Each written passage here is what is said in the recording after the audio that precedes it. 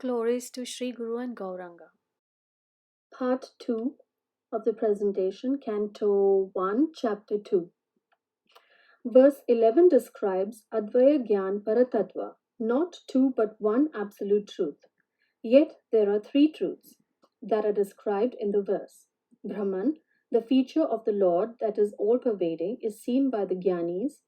It is seen as Paramatma by the yogis and Bhagwan by the devotees of the Lord. Paramatma is the partial representation of the Lord, and impersonal Brahman is the glowing effulgence of the Lord, just like the sun rays are to the sun god. In the absolute truth, both the energetic and the energy are one and the same superior energy, but there is a difference of quality of energies. Hence, in this verse, we can appreciate the non-dual aspect of Krishna. He is one, not three. There are three principal energies of the Lord: Sat or Sandhini, existence potency, the Ishtadev of which is Balaram, and who manifests the bodies of Nitya Siddha Parikars in Golok Vrindavan. The Chitta or Samvit knowledge potency, the Ishtadev of which is Krishna, and who manifests the knowledge of relationships in Golok Vrindavan. The Ananda or Hladini potency, the Ishtadev of which is Srimati Radhika, and who manifests the bliss that is tasted from the relationships in Golok Vrindavan. The bliss or pleasure that we feel in our materially conditioned state is also coming from the Hladini energy, but it is in a perverted form like everything else in the material world. By devotional process, we purify our hearts, by which we can witness Leela, pastimes of the Lord, as Furti and Smaran. When one understands the Sat Chit Ananda potency of the Lord, one gets to know the object of one's devotion and the soul's real position. Therefore, Brahman and Paramatma realization are imperfect realizations of the absolute truth.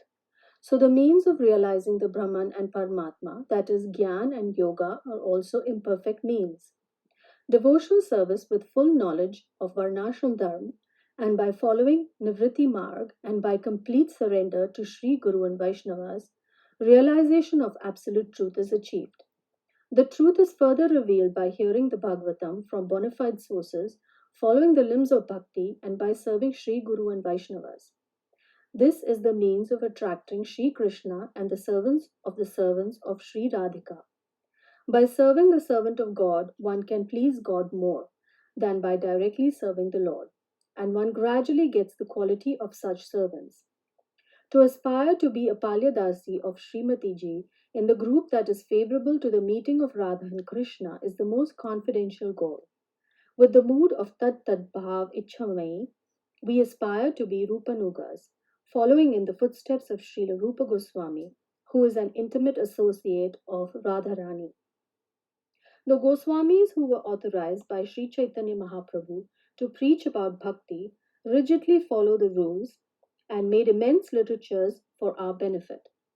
The mercy of the Goswamis, of Acharyas in disciplic succession, and of the Lord's incarnations is risking everything for the service of the Lord. They sprinkle their mercy on jivas so that the lowest of low may get liberated by performing chanting of the holy name, the Yuga Dharma for this age. Whenever offenseless hearing and chanting of God are undertaken, it is to be understood that Lord Krishna is present there in the form of transcendental sound, which is as powerful as the Lord himself.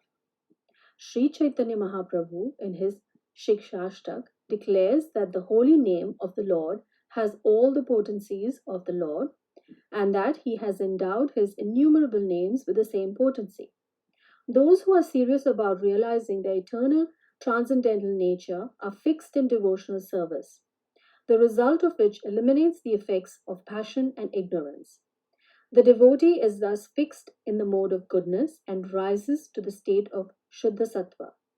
A devotee is always qualified with all the good qualities of God. Quantitatively, such qualities may be different, but qualitatively, both the Lord and his devotee are one and the same. Hence, away from exploitation and renunciation, and with dedication, the devotee always conducts himself from the mode of goodness, Sattva Gun. Being in the mode of goodness supports our journey, but we mustn't get too attached to being in this mode, as the results of being in the mode of goodness can be binding to the material creation. Devotional service enables one to examine ourselves more clearly, and engaged in his service in transcendental love, the devotee rises from darkness of material life. The devotee, enlightened by the Lord, is situated in perfect transcendental knowledge.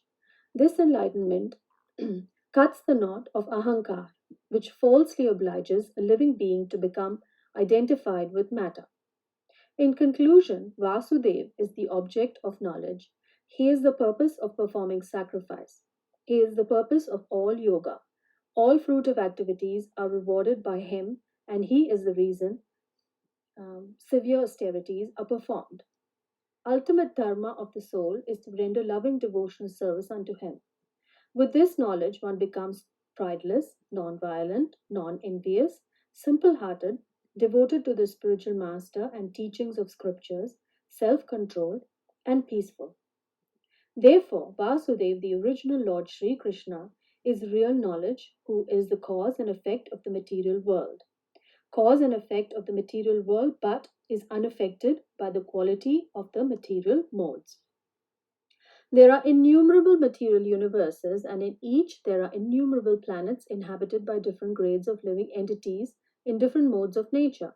Vishnu incarnates himself in each one of them, manifesting his transcendental pastimes and giving jivas a chance to end their sufferings and to realize their original identity in loving relationship with him. In the next chapters, we will learn about the various incarnations. Thus ends the summary of Chapter 2, First Canto. Vanchakalpatarubhascha kripa sindhuvaiva cha patitanam pavanebhyo vaishnavibhyo namo namaha.